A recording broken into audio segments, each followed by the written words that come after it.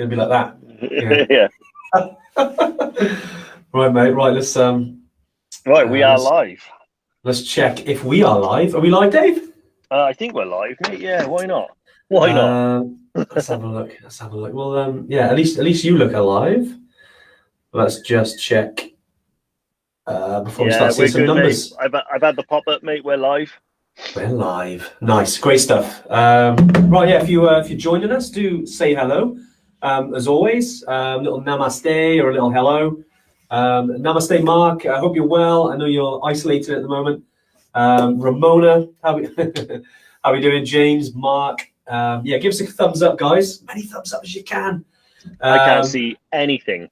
So I mean, I can, but I can't see any chats. Sorry, Dave. Or anything. There's no one on there at the moment. We're waiting. Yeah, okay, fair enough. Even EverTrek just said namaste, but Shona, Dave, Julie, Lee, Leah, Dave again, carpool edition. Yeah. So you might notice today that Dave's not in the office today. Dave, where are you? Well, I'm just I'm at the hospital. See, so I look here. See, so look, see, there's a hospital. That's a Maserati. Is that a Maserati? That's a Maserati, yeah. And that's got to be a private doctor, right? Well, you know, you never know. But yeah. So I'm literally I'm going to be in and then out. So yeah. I'm here for the first sort of half an hour, but I'm going to double check actually. Yeah, 1 o'clock. I've got to go over in that building to have a post-op checkup for the old knee. Nice. And we thought this is a way that I was initially not going to be on, and then Andy came up with the idea. Was like, "Well, do it in your car," and I was like, "Yeah, why not?" Why not, mate? Why not? We're definitely going to be doing some lives outside of the office. Now we're actually allowed out of the office because I know this format was created during lockdown. In a couple of weeks actually, on the 13th of July, myself, Dave, and our lovely, sexy business mountain lion, Steve, who looks after all our videos. We're going down to London, visit the team at the Altitude Centre. So yeah, that'll be really good. Just going to talk about altitude, all the science behind it. We'll also be getting hooked up some of the machines to show you how it all works. Really excited about that. It's one of the first lives that we're able to actually film outside, of the office, if you like. So we're really looking forward to doing that, guys. So put it in your diaries, the 13th of July. Same time as always, obviously, 12:30. And we'll be at the Altitude Centre in London. So yeah, really excited about that. But today, it was quite apt actually, because we wanted to do this one quite a lot, for a while. Which is talking about the Nepali culture, especially the Sherpa people, and also sort of bust a few myths around it as well, because we do get there's a few different ways that Sherpa are named Sherpa or called Sherpa, or an ethnic group called Sherpa, and there's a lot of confusion around that. So we thought we'd chat about that today, as well as obviously over in June we'll be doing Strides for Guides, which is raising money for these awesome people as well. And we thought, why not do it at the end of that? Because we've got today and tomorrow, and then I think it's today and tomorrow, isn't it? Yeah, and then the 1st July. So we thought, why not round it off and talk about the guides, and also why we use local guides as well. I thought it's a really nice way to kind of finish off June. But it goes without saying, and Dave, I know you'll agree with this. It's been great seeing everyone get out at the moment, isn't it? Like everyone out there putting in those strides. I know some of you have done over 200 kilometers, which has been fantastic. And, in terms of engagement and getting people out there, guys, it's been great. In terms of the money raised, I mean, we always want to raise more. It's been quite a challenging time for everyone, but, whatever we raise is going to make a difference anyway. So thank you for doing that, and putting in those the efforts in terms of fundraising. You've got a couple of days left now, and if there's one thing I got a fee behind, I could feel the energy going. she's head fundraiser. She's worked in fundraising for numerous years, and the last 2 days is always when you get kind of the most money in. So if you have done the Strides for Guides, really do share the the GoFundMe link. Lauren, the one that was on the comments, can you pop that in the comments as well, just so people can share it? That would be fantastic. Any pound will make a difference. So I just thought we'd get that out there before we go into the live.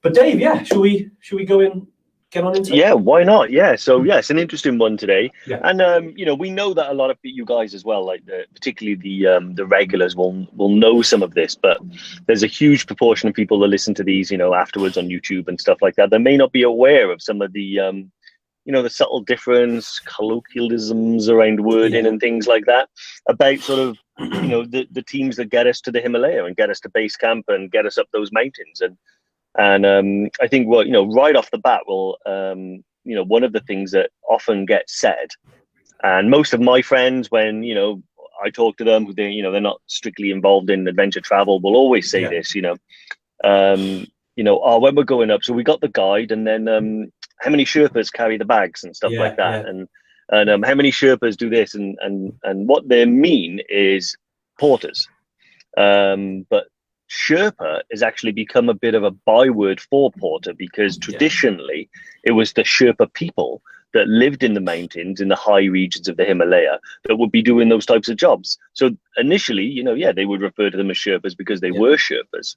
But Sherpa is not a job title. It's an ethnic group of people that I think moved from the plains of Tibet into Nepal.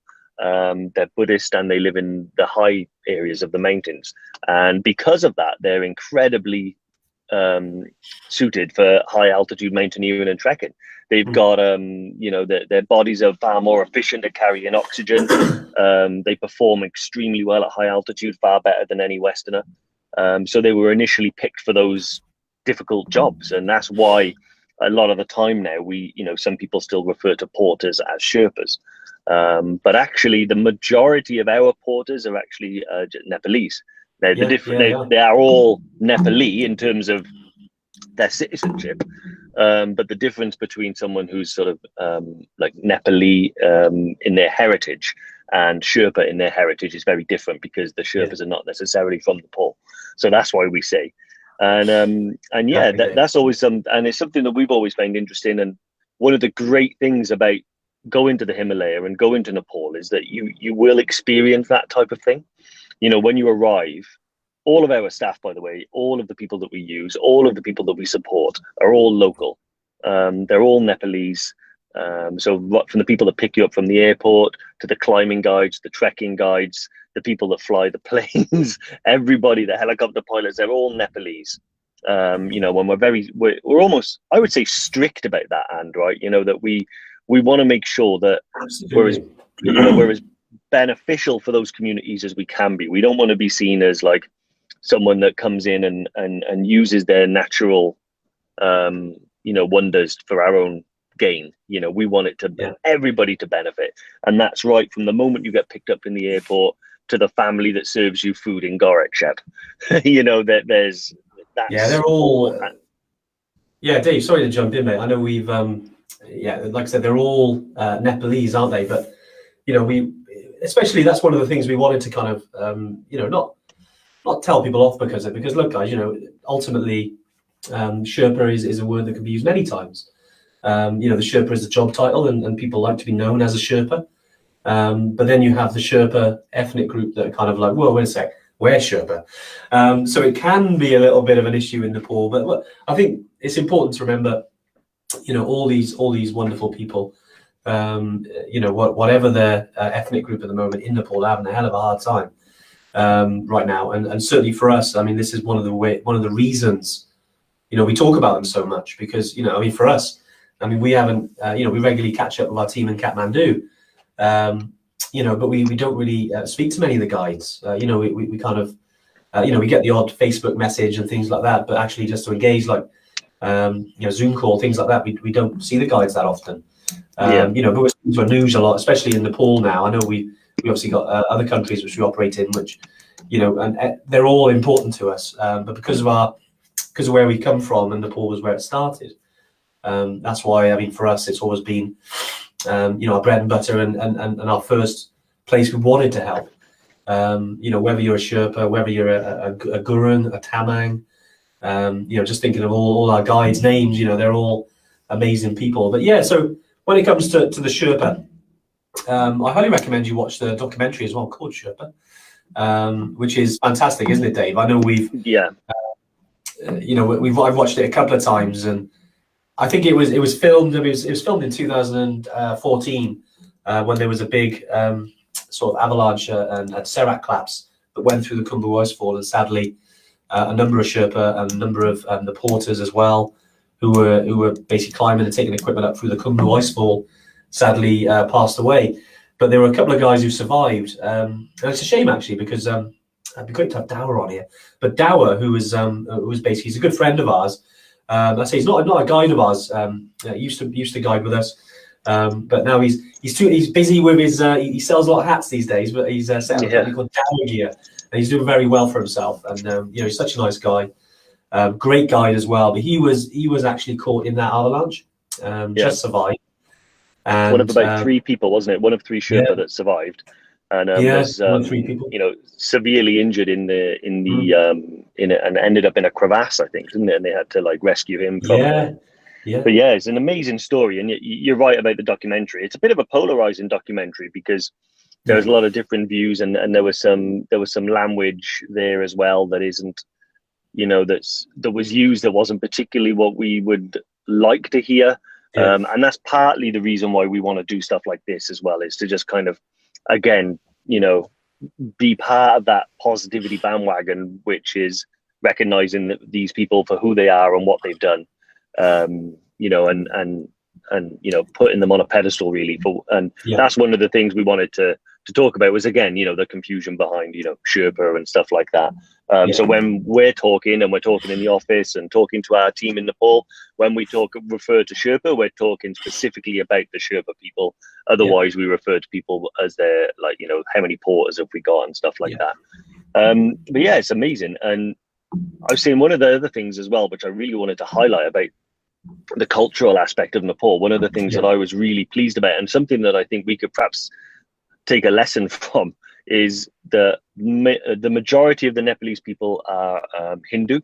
The Sherpa and the people who tend to come from the mountains are Buddhist. There's a small Christian community as well, but there's religious harmony pretty much. It is, isn't it? It's so peaceful, right?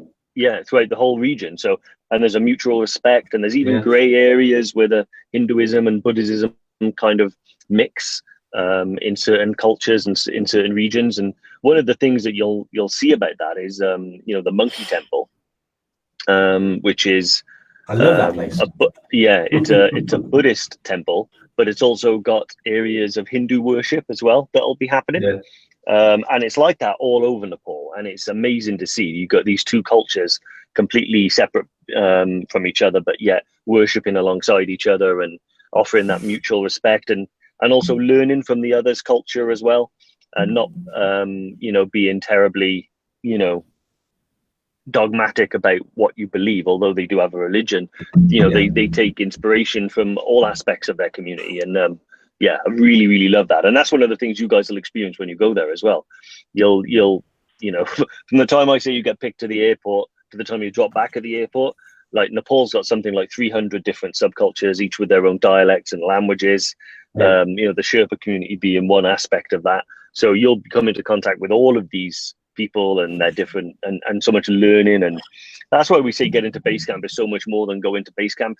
You'll learn more about the people and the landscape than you ever intended. It's I don't know what I'm doing. I'm off to the airport, mate. I'm going to see you in a minute. I know. I was going to say, Dave. Well, you're in your car. Why not screw your checkup? Get to the airport, mate. Exactly. I'd say that, but unfortunately, it's not allowed, Dave, is it? True it's enough. A red list hobby at the moment, right? Exactly. The good old traffic lights. So with that, literally, you are the metaphor, Dave. You're the vehicle stuck at red at the moment, at the lights, right? Before you're allowed. Exactly. Literally. I know, and I do laugh, and I know we're joking. It's but it is a serious matter, isn't it? And we can't wait to get back to these places. And whilst we're on that subject as well, I did want to just mention, because last week we did send an email to everyone that's going this year in 2021. If you go into Morocco, that's kind of a separate thing, because we like to think that that's going to be relatively easy to travel there this year. But for South America, Tanzania and Nepal, we sent everyone who was on a trip this year in those countries. We sent you a little bit of an update. So just want to, if you haven't read that email, do go and check that. I would have sent it to you last Wednesday afternoon or Thursday morning. You would have received it. Do check that. I just wanted to remind anyone that's on. And just to clarify as well, yeah, any Morocco trips, that's a kind of separate game. But yeah, whilst we're talking about red lists and all that stuff, yeah, which we can't wait until we can move on and not talk about those. But at the moment, we have to. As you know, we're governed by that, unfortunately, in the UK. But yeah, do check your emails. Yeah, also as well, guys, obviously, any questions, do fire them away. I've got a few that have dropped in, but obviously we're talking about the culture today and Nepal. But as you know, on these lives, any questions about the trips, there's certain words, Dave, you're not allowed to say. And I think you know what words you're not allowed to say, because apparently someone might donate if you don't say a particular word about a particular leathery boot. Yeah, exactly. Yeah. So basically, I'm not allowed to mention Those boots. Yeah, those boots. So what we're going to refer to them as is those boots, or the Volder boots. You know, Voldemort boots. Those that cannot be named for today.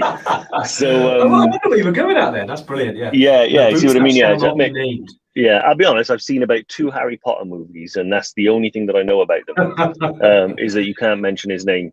I forget. Oh, mate, it's magic. You should watch it. So yeah, mate, any questions, fire away, because unfortunately I can't see them. No, it's okay. I got a few here. I know you're in the car. Right, I've got one that's directed at you, Dave. I think we've got Bruce. Hey, Bruce. Hi, Andy. Hi, Dave. How's the leg? The leg, mate, is well, it's doing well. It's a little bit of a roller coaster, as you know. It was described to me as a non-linear recovery, which means it doesn't just get better and better and better. It gets better then worse and better then worse and better then worse again.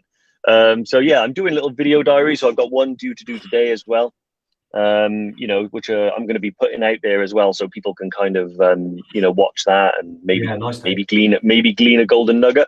But yeah, it's doing well. So yeah, I had the operation, which was an ACL reconstruction using my hamstring graft, and I haven't seen the surgeon yet. Well, I mean, I did. I saw him immediately after the op, but I was too busy looking at all the pink elephants in the room. So yeah, I get to go in there today and find out exactly what he did, other than the ACL, because there was a few other bits, and have my stitches out. Yeah, and that's it. And then it's 1 day, 1 week, 1 month, one challenge, one physio session at a time. But mate, you're battling through. I mean, geez, yeah, I can't believe you're driving right now. Yeah, well, driving's actually not too bad now. A couple of weeks, I was using an automatic, borrowing the old mother's car, but now I can drive again. Now I can put some weight on it. I can do short distances without my crutches. But yeah, so it is again. I said on the phone to Diane earlier. I don't know if it was Diane, maybe it was someone else, but I'm becoming one of these people now that, you know, when people say, you know, how are you? I'm one of those people that you dread asking that question to, because I'll hold you for half an hour whilst I go into some sort of. Well, Dave, I got you on the clock today, mate. So you know. Yeah, exactly. But the short answer is, it's doing fine. Thanks for asking. Good man. One question. I know our wonderful Bimblin Yeti replied to Anne, but we may as well talk about it on the live as well. This is from Anne Lightfoot, and she recommended, can you recommend a climbing or walking shoe? Dave, you're not allowed to say certain ones, because you have a plate in your foot, so you can't bend your foot very well. So I'm looking for a suitable shoe for next year's base camp trip that she can trial now. And Dave, I'll jump in on this one if that's all right. Yeah. Certainly around, obviously the boots that cannot be named are always going to be a recommendation for us. But again, yeah, if you've got a plate in your foot there, just reading what you said there, Anne. Yeah, definitely. I think what I would do, because like anything with us, we're always going to recommend particular boots. I'd say, yeah, you want to find that balance between a little bit of rigidity and not so rigid, because you're going on, you're trekking. You don't want to wear like a proper mountaineering boot, because you're going to get, that's going to really hurt. So what I'd recommend, actually, I mean, although we can talk about the boots that cannot be named, which I know Fee has messaged you, but I do recommend that you get to somewhere like Cotswold Outdoor, speak to a specialist that around the boots. Maybe they've had someone with a similar injury, maybe having the balance between rigidity and then a little bit of flexibility, so it's not too bad. Yeah. You don't want to be wearing moon boots going on the base camp trip. It's a lot of rocks. There's a lot of it's going to hurt your feet. You want a little bit of give there. So yeah, definitely recommend going to Cotswold. Don't forget you obviously if you're booked with us, Sam, which I know you are, definitely get your little discount which you can find in your members area when you're buying or trying any new boots. I think it's 15%, isn't it? Before any discount. But yeah, Anne, I hope that answers your question. And yeah, I mean, whatever boots you do, the boots that shall not be named, personally, I'd recommend them because I know they got a good balance between those two things that you're after. But we're not allowed to name them because Ramona apparently is waiting for some donations there, Ramona. And I would one of the other boots that I've not used but might be interesting to someone like you who has specific needs is I think they're called Forged Technicas or Technica, and they're the heat forged ones. So they use the ski boot technology to like do a heat mold around your foot, so it's the exact same shape and fit and everything like that. So the ergonomics might be spot on.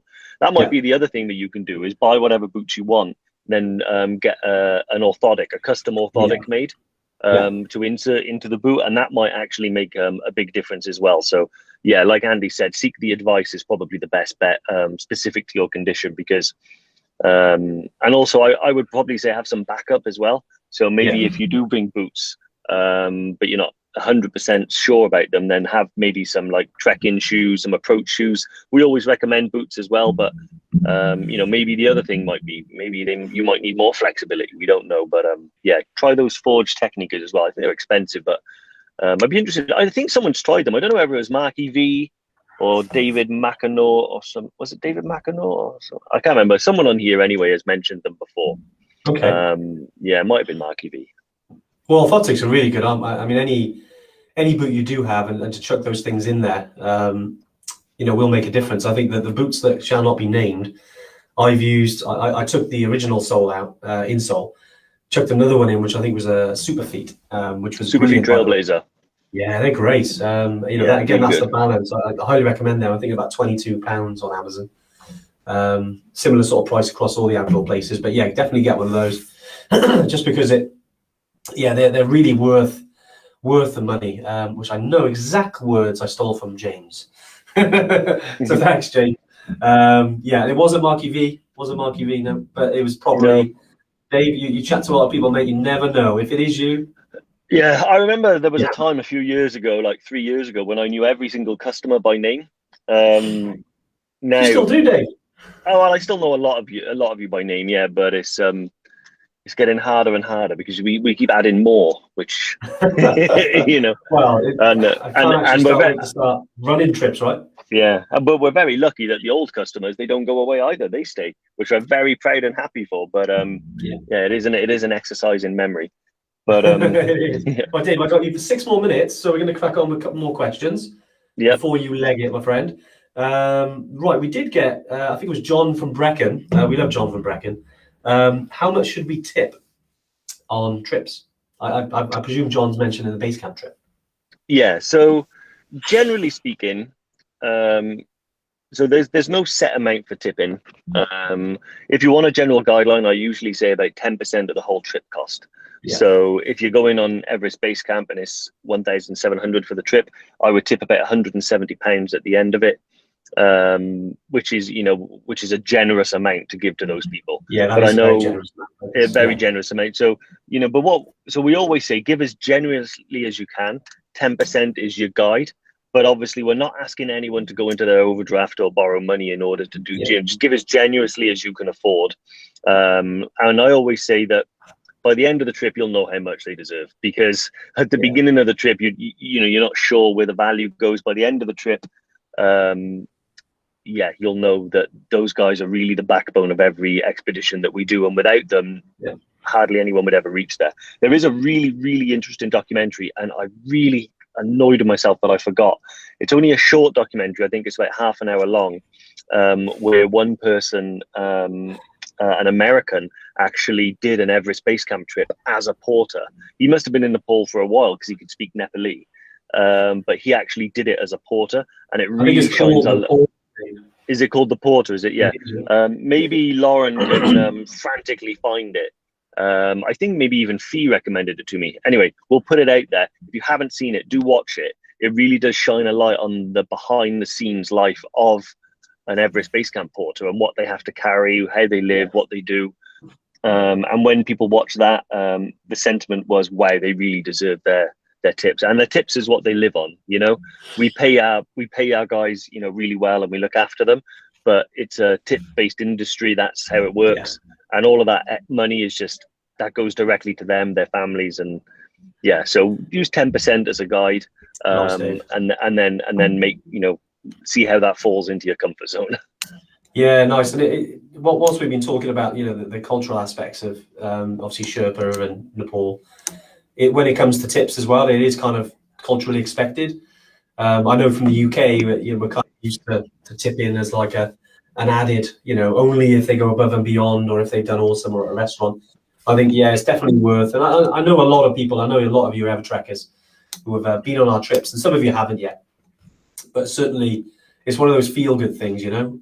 After them lugging you know, especially the porters, or if it's your guide, or if you know, because we do have some Sherpa guides who are from the Sherpa ethnic group.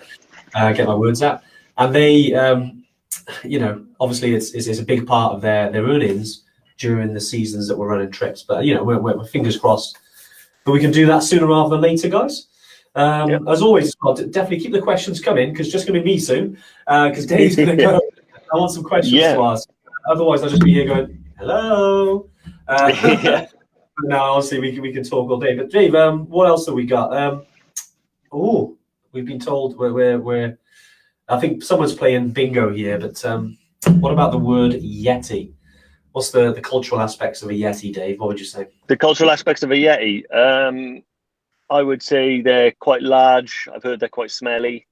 They're rarely sighted.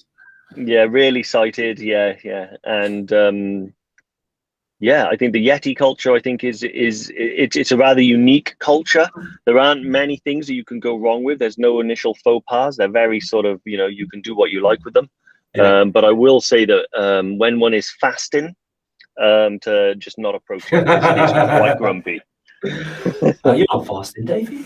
No, I broke fast at 12. Yeah, so I've decided to start this intermittent fasting, and it basically means that from when I wake up in the morning to when I eat, angry Yeti. Angry Yeti, is that your new name? Brilliant.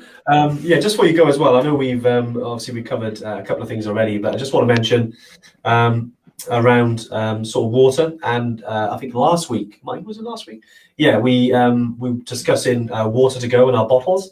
Now, water to go themselves are actually running a little competition, so definitely get yourself into that. I'll put the link in the comments. Lauren, if you can chuck that link in the comments, that'd be great. I think they're giving away 12 EverTrek bottles.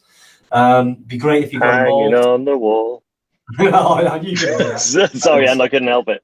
But and while good. you are there, mate, I am actually getting called in. So we get a little telephone call when we're due to go in. So guys, it's been awesome. And yeah, take care, and I will see you all soon. Now I need Cheers, Dave. Thanks very much, mate. I will. Bye. See you later. See ya. Bye. Right, and he's removed. Now it's just me. Right, we're still good. Right, guys. So yeah, we're talking about the water to go. If you do want to get in there, I'm still waiting for the link to come in here. Do get in, because yeah, it's 12 three bottles. So yeah, if you want one of your EverTrek bottles, do make sure that you're getting in, because rehydration, as we know, is very important, especially on trips, and you know, even after a trip, right? If you're ever on a training weekend, we can show you how we rehydrate after a trip. That's very, very good. And I know we've got a training weekend in August. Can't wait, because although we've unfortunately had to reschedule a lot of our trips in you know, Nepal, Tanzania, you know, South America, and some in Morocco as well, which we have rescheduled. We're very fortunate at the moment to be able to run our trips in the UK. So yeah, we can't wait to see some of you guys. I know Diane, I think you're on one of the maybe in August, I believe. And whilst I'm talking about Diane, I believe, because I know you spoke earlier, Diane, to Dave. I hope Katie gets better, by the way. I know she's injured her leg. Yeah, just put in the comments there, Diane. How is she getting on? I mean, I know there's been some issues with regards to getting treatment for it. I know Dave's being lucky, you know, unlucky. Unlucky that the injury happened. Lucky that he had he had some private health insurance. But what's it? How is it like getting the injury and in terms of getting looked after on the NHS? I mean, how's that journey been? I'd be keen to find out about that. That's for sure. Diane, let us know. But yeah, just going through the questions, guys. I'm still waiting for some more. If you've got any questions around Nepal, anything like that at all, do fire them in. I mean, I suppose one thing that we put in the email we haven't talked about yet is why we only use the local guides, because that's a big thing. When I first started the company in 2016, it was people who were booking in and coming. I mean, obviously they wanted to come with myself and on some of the trips, but the big part and the big thing we always encourage is that we love to use local guides. I think there's something to be said about going to a place and instead of having someone that's gone with you and kind of guided you around, I prefer to use someone from the local area. I think whenever I've been backpacking, yeah, you could talk about kit now, Bri. Yeah, you can, but not the boots that shall not be named, because Ramona, she has promised to donate. So if I don't say it, so I need to hold on to that. Yeah, but where was I? Yeah, so the local guides. There's something to be said about someone that's lived there and most of their life, most of them all their life, and they know the mountains like the back of their hand. And it's for me, that was always what I wanted for EverTrekkers, was that if it's the best people, obviously the most experienced. I mean, most of them have climbed. I think several of our guys have climbed Everest. Most of them have been to base camp over 300 times. So these are. You can't replace that experience with just because there's someone that comes with you from the UK. I think if you've been around the community long enough, you know that that's what we're about on all of our trips, and it will always be like that. I mean, if I'm on a trip, or if Dave's on a trip, or one of the EverTrek Yetis are on the trip, we don't lead those trips. They're still guided by our porters or a Sherpa or our guides. They're guided by them. So, but we'll be there obviously to enjoy it, but we wouldn't be guiding you as such, because again, it's the locals that have the local knowledge. And yeah, I think just looking at Lauren there, I think she's put in a little really good article that we wrote a while back. I think it was Dave actually that put that together. Might have been last year, and it was more in depth about why we do use local guides, because not only does it enrich, I think, obviously the local economy, because you're supporting them, you're providing jobs locally, but you're keeping everything there rather than bringing the money out, which for me was always one of the reasons why. Firstly, I started the company, which was to help Nepal, but obviously then for you guys to have the best experience, which I think is with local guides. But yeah, so that's what I wanted to do about that. Just Haley, just reading your question. The number of porters and guides proportionate to the number in the group. Think of this in terms of tips. Are they distributed or tip direct? So yeah, in Nepal, the kind of way we've always done it is that on the last night, so let's say you go into Island Peak. That was for Nick, because he'll tell me off if I don't mention Island Peak. Or if you go to Everest Base Camp or Mera Peak, if you're in that region of Nepal, very similar as well if you go to Annapurna, if you're going that way. On the last night, basically you'll have like a little celebration. So all the porters, the guides, the assistant guides, you'll get together, and then you can have a little bit of a let your hair down night. Have a beer, have some food. You can have some meat for the first time if you want to eat meat. Just have a bit of a celebration. And then what happens then is depending on. So for example, you'll have we pool all the tips in, and then we kind of distribute it. So for example, if we had say 100,000 rupee, Nepalese rupee, it's quite a lot, but we're going to use that because it's a round number. And say we divvied up and said, okay, we give like 40,000 for the guide, because that's, he's obviously looked after and managed you. And then you have, say 30, there would be for the 4 or 5 assistant guides that would be with you, because if you're over 6 people, I mean, we tend to keep the groups round about sort of 10 to 12 people anyway. Sometimes, we do squeeze people on, it's slightly larger, but more usually around that. So we'll have a few assistant guides. And so we want to give some money to them. And then the rest of it then is divvied up to the porters. That's generally how it works. And then that's kind of given to them on the last night. That's generally when it comes to the tips. Slightly different in again, we go back to cultures, slightly different in different countries. Like in Tanzania, it's kind of because of the kind of way they do it there, and their kind of, again, their culture. We give all of the tips to the head guide, and then we write down sort of a little bit of a percentage, and then they divvy it out, as and when. It's not a big ceremony, just because, especially on Tanzania, sometimes you have like over 40 porters that are coming up, carrying all your gear and the tents and the food. You've got the chefs. They don't all come back to the hotel. They go back to their villages, or if they're working consecutive trips, they'll go off and do another trip. So that money then is kind of given to the guide, and the guide can distribute that. So that's how it works in kind of Tanzania. But yeah, in Nepal, that's how it works in terms of tips. I hope that kind of answers your question a little bit, Haley. Because I think one thing, I was asked this before, about porters, because you want to look after them. But essentially, most of their wages are made out of tips. Again, that's because that's kind of how it works in Nepal. We always wanted to try and influence that as much as we can without, again, disrupting their culture. Because although we'd give them a certain amount of money, they'd still expect a tip because that's their culture. So we didn't want to upset the apple cart with that. So we thought, right, we keep it to what they know.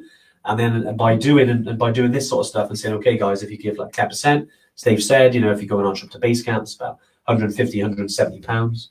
That is kind of the best way in our eyes to do it.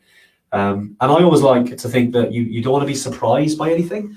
I've been on trips before, and not to Nepal, separate trips, and you kind of surprised and thought, oh, I didn't know about that. That's a bit, that's a bit dodge. And we don't want that. Like, we want you to know that, okay, this is going to happen, and you obviously expected to pay tips just because it's culturally expected. Sorry to rabbit on about that. I just wanted to do it justice. And Brian makes a good point as well around, it doesn't just have to be money. All the porters and the guides and the assistant guides and some of the Sherpa, they do love equipment. If you've got a hat or a jacket, or I'm actually wearing, I don't know if you can see, Sherpa t-shirt there. It's actually weird because I'm on that side. Sherpa, there we go. If you've got any gear that you kind of think, okay, I wouldn't mind parting with this now, then you can give that to your guides or your assistant guides. It's really good. And something I did was I had some spare footwear as well, and I handed that to my first ever guide I went to base camp with, which was fantastic. But right, I'm just going through now just so I can get any questions, guys. No worries, Haley. I hope that helped. Diane, just reading your comments as well around Katie. Yeah, I would just reading that back.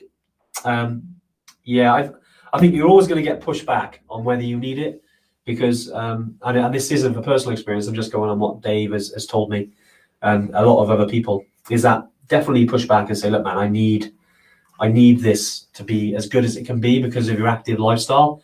If you're like, I know she's a dancer, or if you're doing any of the the pole dancing stuff you do, which is really cool. Keep yourself fit. So all of that, you've got an active lifestyle.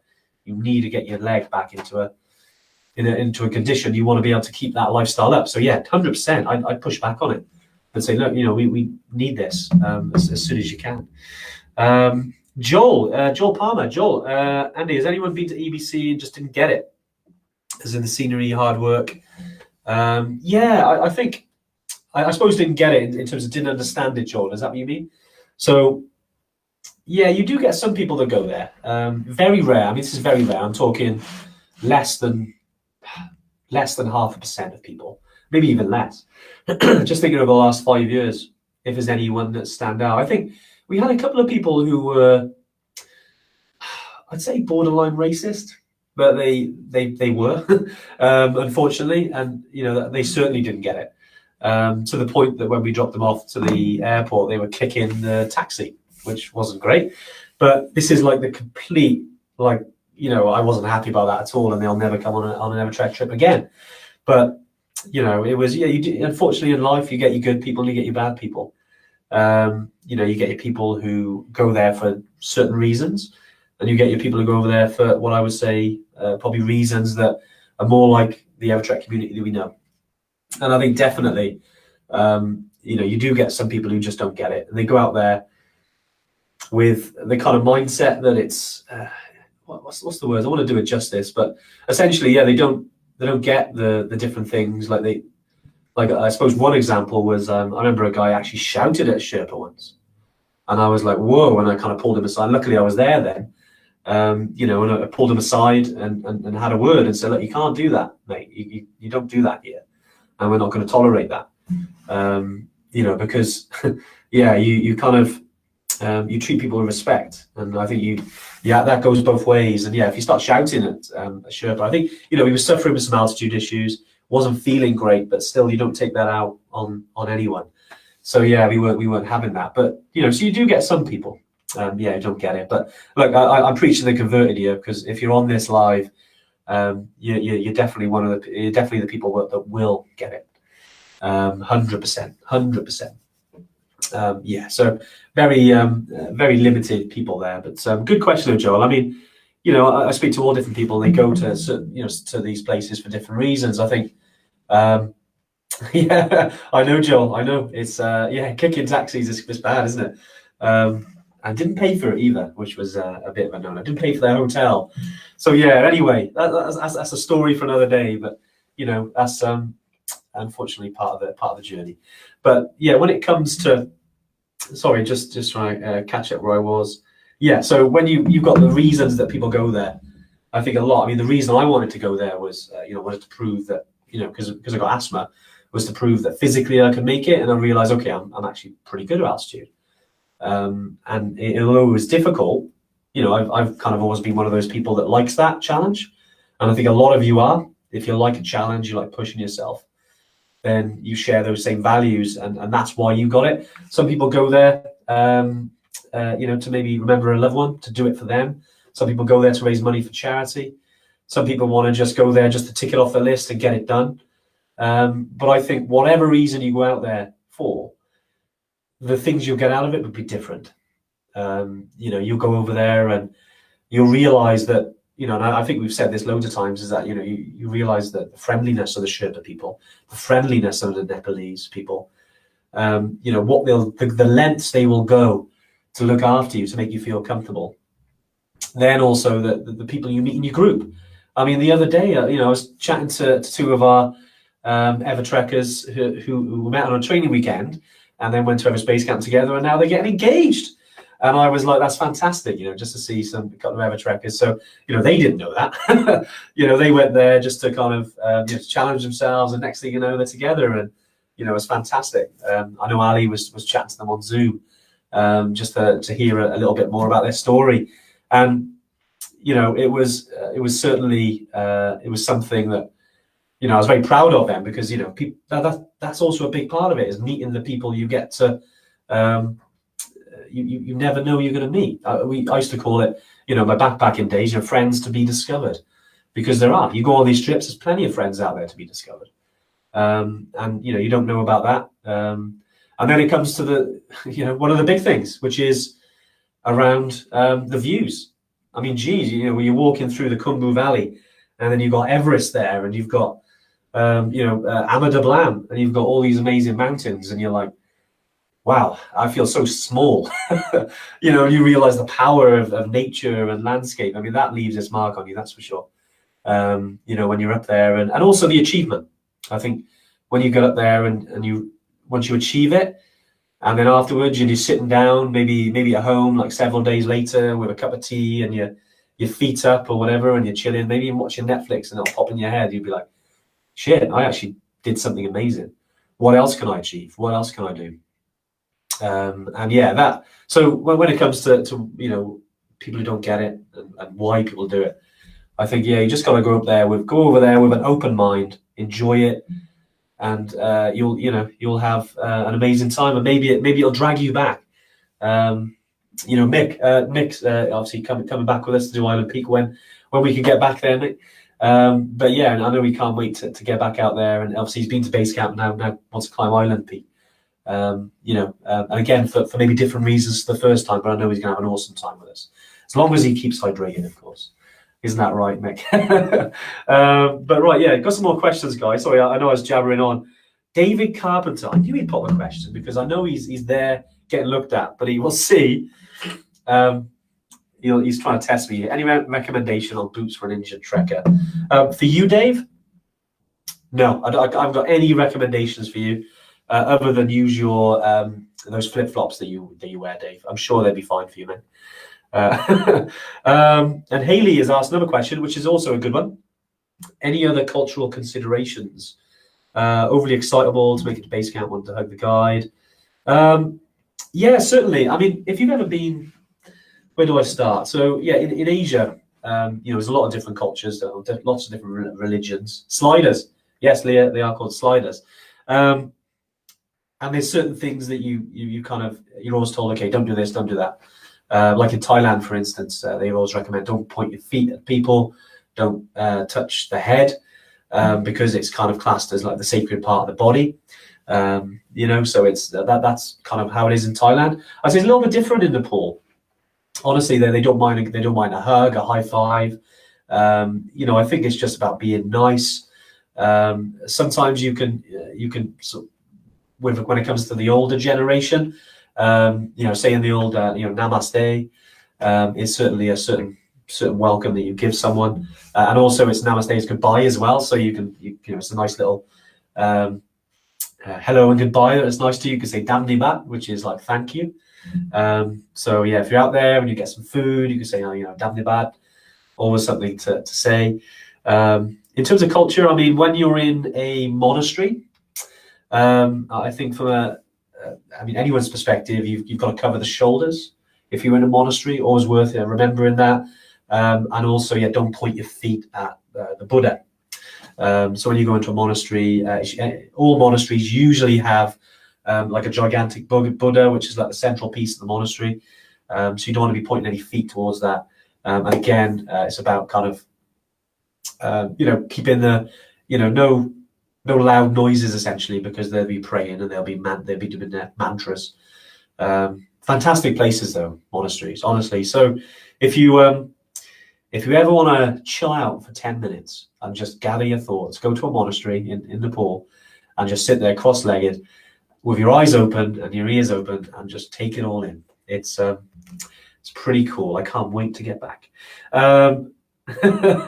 Dave's trying to get me to say the boots that shall not be named, isn't it? That's what they are. I almost forgot then. Need an EverTrek translator app with useful phrases. Dave Ribbington. Yeah, you know what? It's a great idea. If you are booked on a trip, though, you're in the Vamoose app. If you go to, I think it's in the Yeti tips. I think I've put a link to Google Translate there. So, Dave, go for it. In the EverTrek app, have a little look. Use it, obviously, with Vamoose. Check out that, and you can get some Nepali phrases. I want to put together, phrases for all of our trips. It's certainly on the to-do list. I'd love to kind of get that out there because yes, useful. When you go to Nepal, Morocco, whatever you Salam Alaikum, which is in Morocco. It's fantastic to learn that stuff, isn't it? You can go there and it's polite. Just reading through some of these. Any more questions, guys? Do drop them in because I think we're almost kind of coming towards the end here. I think just a reminder as well. I'll go back to what I said at the beginning. A couple more days now for Strides to Guides. Obviously, been great to see people getting involved. I did just over 100 kilometers. I think 102 kilometers, but I had to quarantine for 10 days. I had to come in from a different country. So I had to I wanted to do 200, but anyway, 100 was good enough. I was happy with that for the boys. But trying to raise some money obviously is the most important thing. I know obviously yes, doing 200, 300, 400 kilometers is great, whatever you do, but it's all about the money we raise because that's what will make a difference. So thanks for being a part of that with us. It's been great. It's weird actually watching the comments and then seeing Dave on there because I'm like, I can just see him. You can't teach someone the Yeti language. Yeah, the Yeti language is secret, Dave. You can't tell anyone that. We've got a whole little Yeti book. Right, what is the best local snacks from Leah? Leah, you have to bring some Bundaberg rum.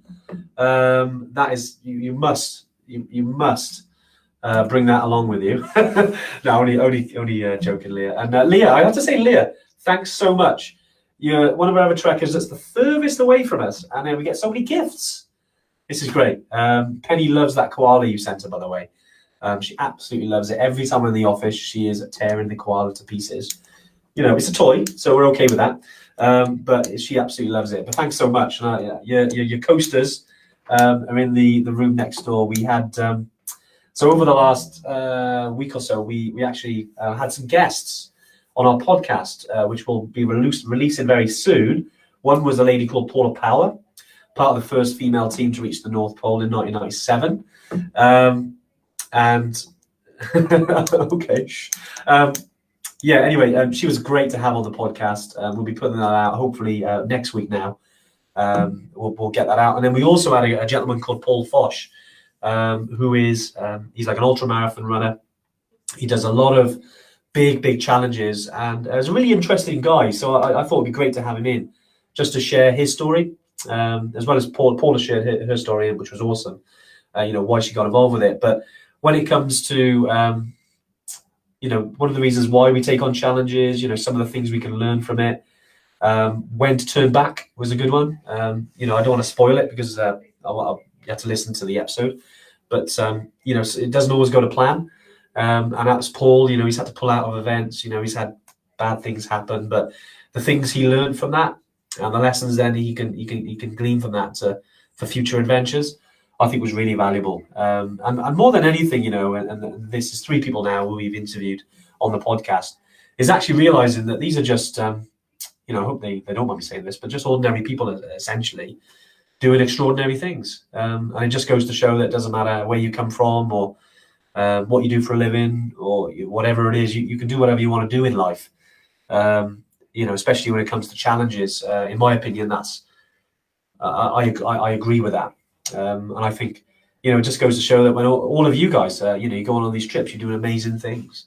And you don't have to be a superhero or a triathlete or anyone to do that. You can get out there and you can go and do it. Ramona, £20 donation, hand is hovering over the enter button. Yeah, thank you so much, Ramona. And Ramona's, and I know a lot of you guys on here, very what I would call our EverTrek ambassadors, and they're really good to see you guys. Always saying some nice things, and always, talking about, the guides and the Sherpa people, in the right way, which is with respect. And it's really nice to see that, and yeah, long may it continue, guys. Long may it continue. But yeah, we'll finish up there. I think we've covered a lot today. Ramona, you can donate on that button now. I'm not going to say it. The boots that shall not be named. But yeah, last one. Andrew Scott. Nope, alcohol at altitude is not recommended. 100%. Although I'd recommend it on the way down, Andrew. I've had it on the way up, and this is before EverTrek now. But as you do, you've got to try all these things. Hangovers at altitude aren't good. And yeah, something we recommend from professional capacity is that when you're going up to altitude on the start of your trip, don't drink any beers, don't drink any alcohol. When you come down, go for it. That's why, celebrate the achievement. Again, I go back to why we do things. If you want to party and celebrate it, go for it. I do, and it's great. It's a great way to celebrate after achieving something you want to achieve. And I think it's good to celebrate the highs, because I think sometimes in life we get those lows, don't we? We get those lows in life and we're like, we get hit and we get hit down. That's why when you get a high, celebrate it like no tomorrow, because that's the way. Anyway, guys, lovely to thanks very much, Mark. I'm sure he'll be fine. He's on his phone now, just commenting. But yeah, it's great, and nice to see so many of you on. As always, we'll be back next week. But most importantly as well, anything in the interim, just reach out to us. That's what we're here for. I know it's a challenging time at the moment. We understand it is, and lots of mixed messages around about travel. But hopefully, come July, especially from the UK's perspective, we've got a little bit of clarity about travel going forward. I'm really looking forward to that because I can't wait to get out there myself. As well as all you guys as well. But anything in the interim, give us a shout. All right, cheers, guys. All the best. Bye.